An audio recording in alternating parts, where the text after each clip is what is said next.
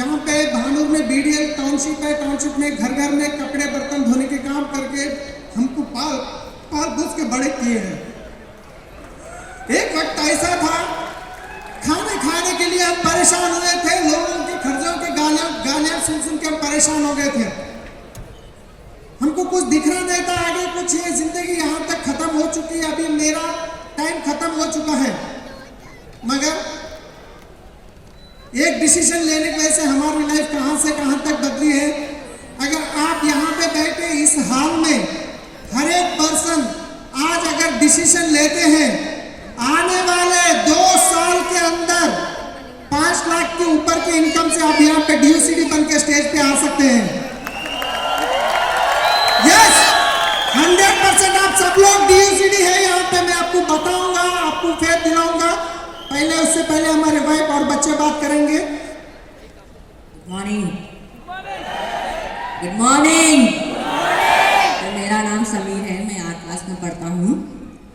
तो मैं अपने माँ बाप के ऊपर बहुत प्राउड हूँ। मैंने एक डिसीजन लिया और हमारी पूरी ज़िंदगी बदल दी।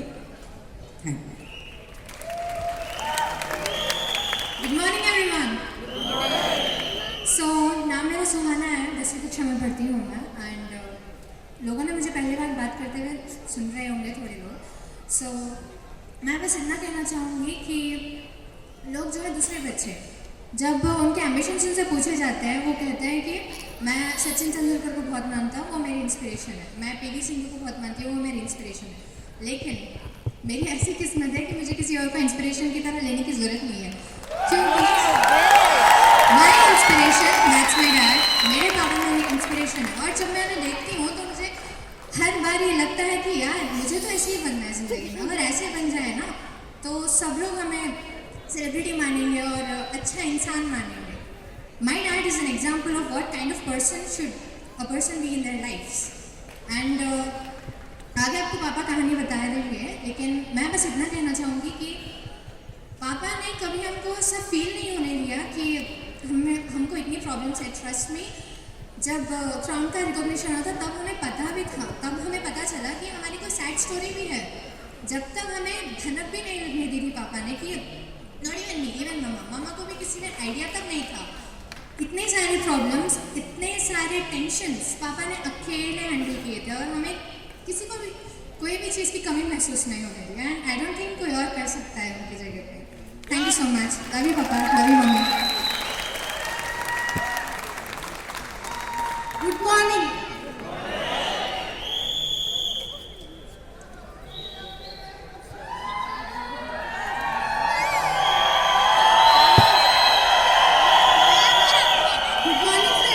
मेरा नाम शाहिन है, मैं हाउस वाइफ हूँ और पहले खाली घर में रहती थी, बच्चों को संभालना और घर में बच्चों को पका के देना, यही काम होता था। लेकिन कुछ हालात ऐसे आ गए हमारे साथ में कि हम बहुत अंदर जाने लगे, हमारी ज़िंदगी बहुत बदतर होने लगी।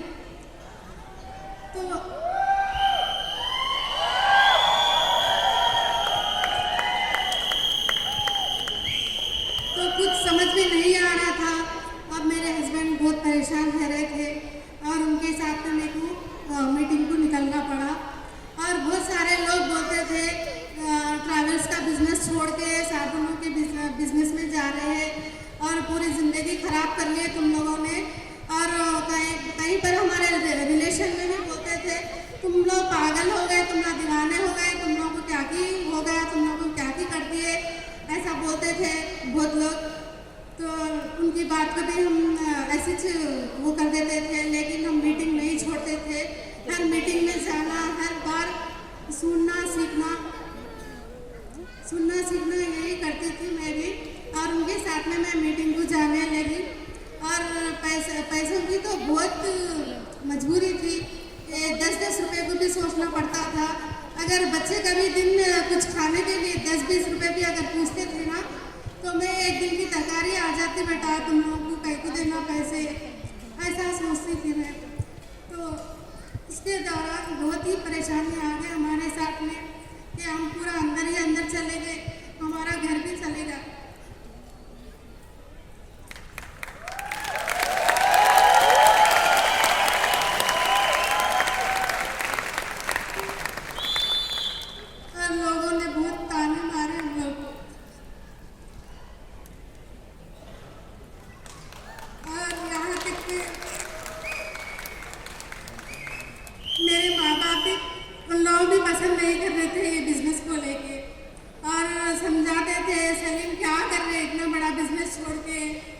साबुन तेल के बिजनेस में गए भी जा रहे हैं, साबुनों की मीटिंग में जा रहे थे। अगर हम कभी नहीं रहते थे ना, तो मैं घर में नहीं हूँ बोल तो वो लोग छुड़ाते थे साबुनों के बिजनेस में गए शायद मीटिंग में। तो बहुत खराब दिखता था, मैं इनके सामने बोलती नहीं थी और मेरा मैं अंदर ही अंदर बहुत रो लेती थी मैं। तो एक बार बिजनेस में ऐसा होगा, पहले तो अच्छे थे हम लोग, उतने भी अच्छे नहीं थे कि नॉर्मल फैमिली से थे हम लोग। और पहले मैं पढ़ रही थी और मेरी शादी हो गई और हम लोग चारों हैं, 2 भाई 2 बहन। और मेरे माँ बाप ने भी बहुत गरीब फैमिली से थे वो लोग। तो फिर हम थोड़ा ऐसे बड़े होने के बाद में हमारे अम्मी अब्बा और अच्छे नॉर्मल फैमिली से आ गए और अच्छा शादी करके दिए। तो मेरे अम्मी अब्बा ने क्या करे बोले तो लोग गाँव में थे, लेकिन मैं भी थोड़ा गाँव से है लोगों को मैं भी पसंद नहीं कर रही थी शादी के लिए। तो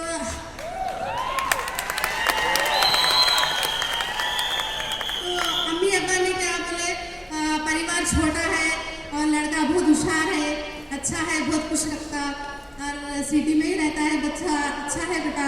वो बोली अम्मी अब्बा समझाए थे। फिर हमारी शादी हो गई और हम लोग गाँव में थे थोड़े दिन। फिर उसके बाद में गाड़ी हम चला रहे थे तो हम लोग सिटी आ गए। सिटी आने के बाद में बच्चे छोटे थे, जब पहले भी वो इतना काम करते थे, जब ड्राइविंग करते जब इतना मतलब अच्छा ही कमाते थे जब भी, मगर घर में नहीं रहते थे। एक दिन बच्चे छोटे छोटे थे तो मैं अकेले लेके जाना पड़ता था, कुछ हुआ हॉस्पिटल को जाना, कहीं भी जाना, तो हमारे साथ इतना टाइम नहीं मिलता था। और फिर देखते देखते फिर ट्रैवल्स बिजनेस में लगाए थे, वहाँ पर तो और बहुत ज़्यादा बिजी हो गए, रात में भी होशियार रहते थे, तो दोनों की लड़ाई हो जाती थी, तुम कब सोते आकर। तो ऐसा होता था। और देखते देखते हम लोग स्टेज में आ गए और थैंक यू अरुणा दीदी आपका ही, तो उन्होंने यहाँ तक लाए हम लोगों को और उनकी वजह से हमारी ज़िंदगी सुधर गई। और पैसे के लिए तो बहुत परेशान रहती थी मैं भी, और एक बार लगता था अच्छे है बोल के मेरे को शादी करके दे दी अम्मी अब्बा ने, मगर कैसे आदमी से शादी करके दे दी, मेरी ज़िंदगी ऐसी हो गई और घर भी चले गया और गाड़ियों का बिजनेस था वो भी चले गया और बच्चे बड़े होने लगे। आखिर अभी आगे कैसा होने वाला है। अब इन्हों नहीं रहती थी ना, तो रात भर दिन भर मैं रोने में रहती थी। एक बार इन्हों देर से आते थे तो रात भर पूरा रो रो के तकिया भीग जाता था। तो अपनी परेशानी में थे, लेकिन मैं उनका साथ कभी नहीं छोड़ी और हर मीटिंग में जाना, सबके साथ में सीखना बैठना,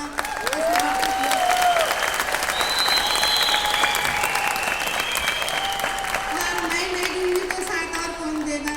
अब रिलेशन वाले या खानदान वाले सब छुड़ाने लगे, नहीं अब ऐसा नहीं होगा। और एक बार मैं यहाँ पे दिल्ली की मीटिंग को आई और सब लोगों का रिकमेंडेशन देखी और इनकम बता रहे थे, तो पहली बार एक बार मेरे को मीटिंग में लाने से बहुत भरोसा आया और उसके बाद में मैं भी इनके साथ मिलकर काम करने लगे और हमारी ज़िंदगी बहुत अच्छी हो गई। अब मैं पहले तो ना साल में एक बार अगर एक साड़ी मैं खरीदती थी 2000 की, तो वो कहीं पर भी जाने तो वो एक ही साड़ी पहनती थी मैं। तो रमज़ान आया तो फिर रमज़ान भी लेती थी मैं। तो अब एक साल में तो कितने की ऐसे 8-8 हज़ार की साड़ियाँ ले ली मैं अभी तक।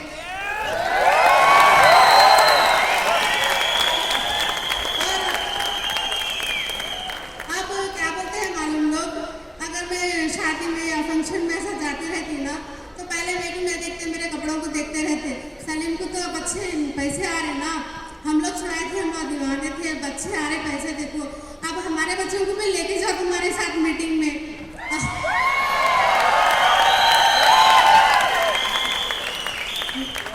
ऐसा बोलते थे। तो जो दीवाने हैं, पागल है, ऐसा बोलते थे लोग, बहुत छुड़ाते थे। अब उनके साथ ही अब काम करने को देख रहे हैं और मैं नाम नहीं बोलूँगी। Thank you. यस,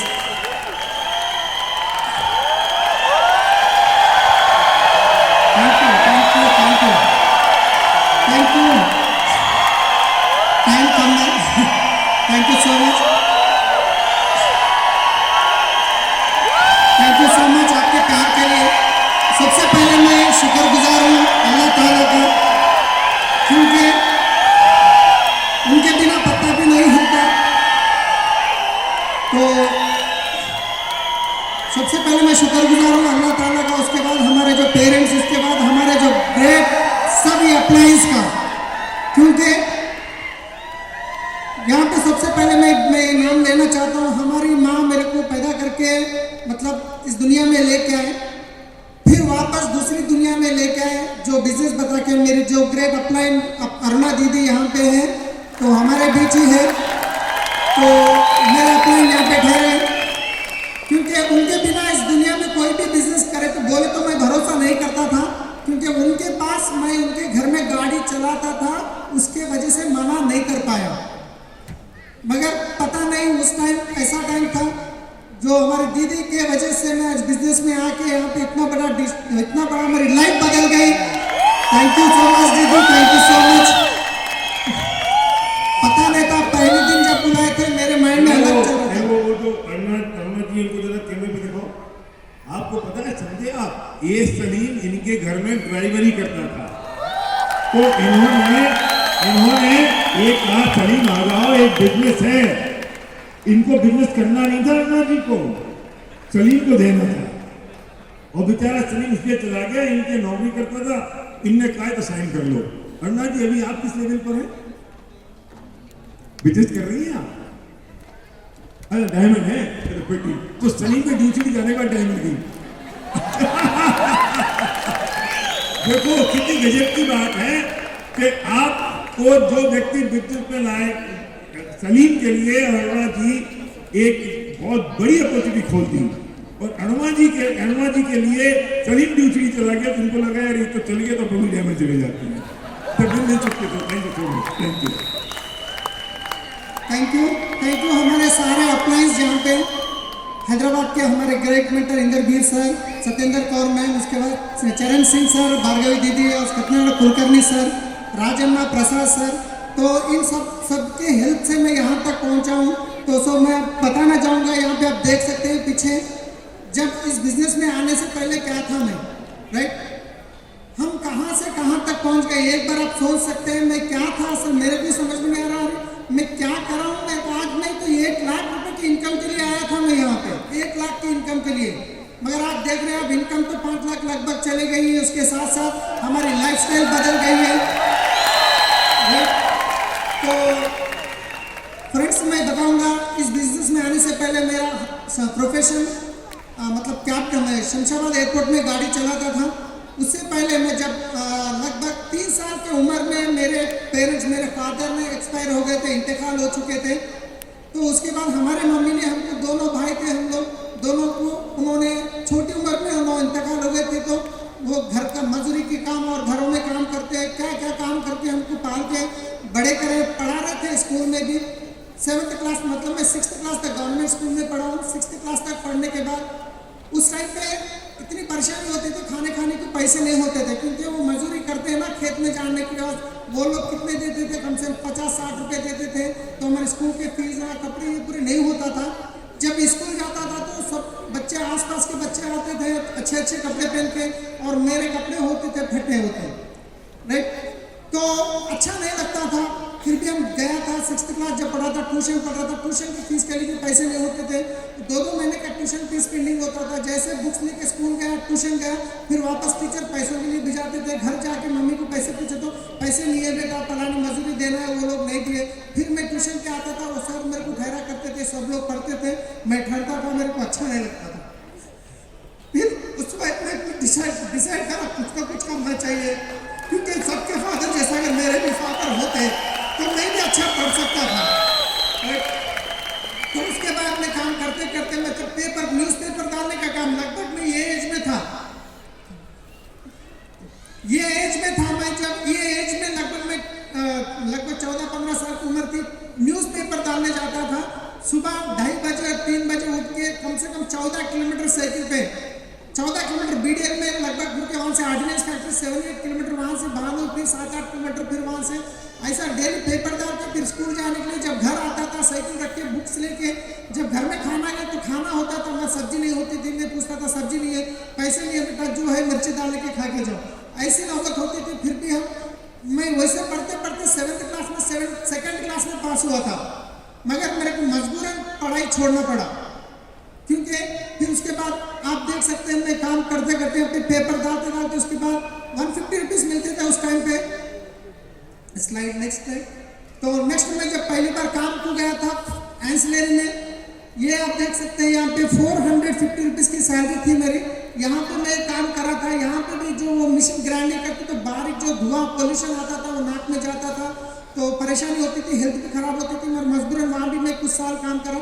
फिर उसके बाद नेक्स्ट टाइम, उसके बाद फिर वहाँ से आप देख सकते हैं यहाँ पे जो ब्लू कलर का शर्ट दिख रहा है, जो कंपनी के मालिक है ना, उनके बेटे का बर्थडे का फंक्शन था, उस टाइम पे जो ब्लू कलर का शर्ट यहाँ तक था वो सेकेंड हैंड में खरीदा था मैं। जब सिटी में रोडों पे डाल के बेचते ना, उसमें अच्छा सेलेक्ट करके ला लेता था, लगभग 100 आसपास सेकेंड हैंड के कपड़े पहनता था उस टाइम पे मैं। तो उसकी नेक्स्ट यहाँ पे एक पूजा होता था उस टाइम पे, मेरा फोटो है नीचे जो बैठा हूँ। नेक्स्ट साइड यहाँ पे देख सकते हैं ये जो घर है ये हमारा पुराना घर है। तो ये घर में इसलिए फोटो निकाल के बता रहा हूँ, यहाँ पे बाजू में जो बंडी दिख रही है ना आपको, वो बंडी मेरे भाई थोड़ा मेरे से थोड़े बड़े हैं, 2 साल 3 साल के, वो वहीं के पास जो मिर्ची भज्जी आमलेट वगैरह बेचते हैं ना वो काम करते थे। मगर मैं वही वहीं में स्कूल जाके आके पार्ट टाइम में ग्लास धोने का काम करता था, वहीं के अंदर ग्लास धोने का काम करता था पार्ट टाइम में, राइट। तो इसलिए इसके बाद फिर मैं आगे कुछ करना है क्योंकि हमको कहाँ पे भी मैं 200-300 की अगर एक्स्ट्रा इनकम मिलती है तो मैं वहाँ पे शिफ्ट करता था। मैं एक ही जगह कंफर्ट जोन में नहीं रहता था, क्योंकि मेहनत कुछ भी करने के लिए तैयार हूँ, राइट। क्योंकि हमारे आसपास के लोग देख तो अच्छे उनके घर होते थे, गाड़ियाँ होते थे, मतलब कपड़े होते थे।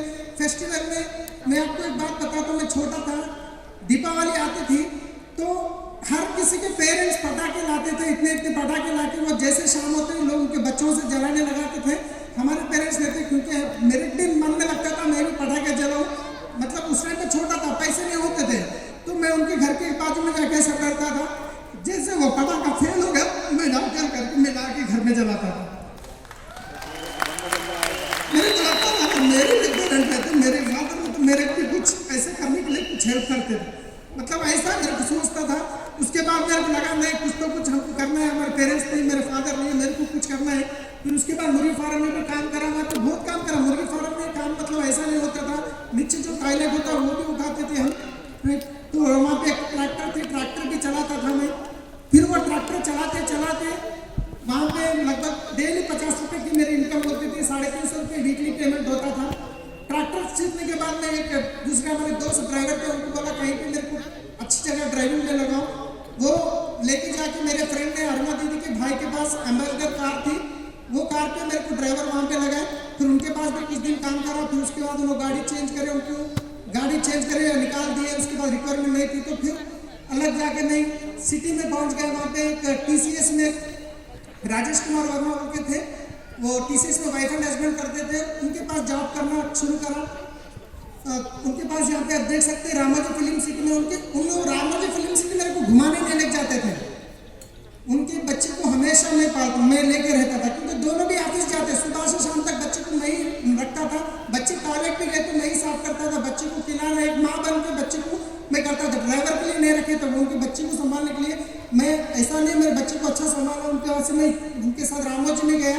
मगर आज एक वक्त ऐसा है, हमारे ग्रेट चीफ मिनिस्टर जब हैदराबाद आए तो उनके साथ भी रामोजी फिल्म सिटी गया। एक टाइम किसी के पास नौकरी करते हुए गया, आज मेरी फैमिली के साथ घूमने के लिए गया।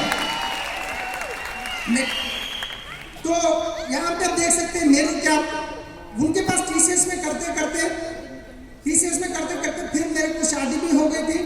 शादी भी मैं एक्चुअली मेरे को कुछ और लोन था, थोड़ा बहुत एक लोन था, तो हमारी मम्मी ने बहुत ज़बरदस्ती मेरे को शादी करे, मतलब तेरे से छोटे बच्चे शादी कर रहे तू कब करता। मैं क्या थोड़ा तो सेटिल होना चाहिए, थोड़ा तो लोन फ्री होना चाहिए बोल के मैं सोच के नहीं कर रहा था। वो 2-3 बार अटेम्प्ट करे पल्लो लपट लेके तू शादी नहीं करेगा तो मैं मर जाऊंगी, तो 2 बार 3 बार ऐसा करे तो मैं तीसरी बार चलो कुछ भी होता है शादी तो कर लेंगे। शादी कर लिया, उसके बाद फिर शादी कर लिया तो मेरी बेटी पैदा हुई थी, 1 साल की थी।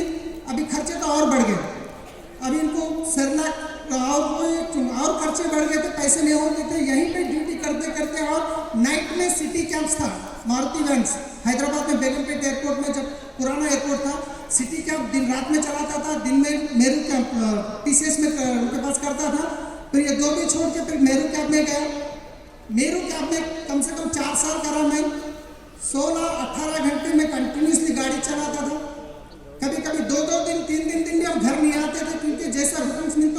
इन रोडों पे रहते थे। यहाँ पे हमारे मेरे दोस्त बहुत सारे मेरू कैब के ड्राइवर्स यहाँ पे हैं ऑलरेडी।